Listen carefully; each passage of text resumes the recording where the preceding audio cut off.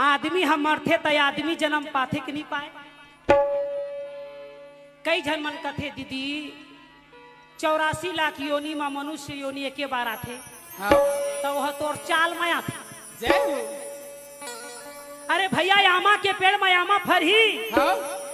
और सीजन नहा के बाद कहूँ कई केरा फरे तो हमार दादा के नहीं लगा। वाह भाई वाह। तो आदमी हम मरथे तो आदमी जन्म पाथे। हाँ। और भगवान जानते कि आदमी हो के भी भागवत सुने नहीं आए, कथा सुने नहीं आए, न सभा में ताली बजाए नहीं आए। हाँ। तब भाई गे रे लटारो कथे कुकुर भी जन्म दो। जय हो। जैन धर्म के चीज में सहयोग प्रदान दान पुण्य नहीं करे वही आदमी हा जीव में भटकत। और जैन मनुष्य अपन परिचय देते हुए भागवत में आते सहयोग प्रदान करते दान पुण्य करते यज्ञ करते।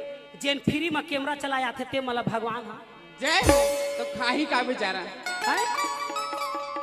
मैं तो भेजवा था चौल जय हो। 1 रुपया किलो में बटवा था तेन फोकट। जय हो।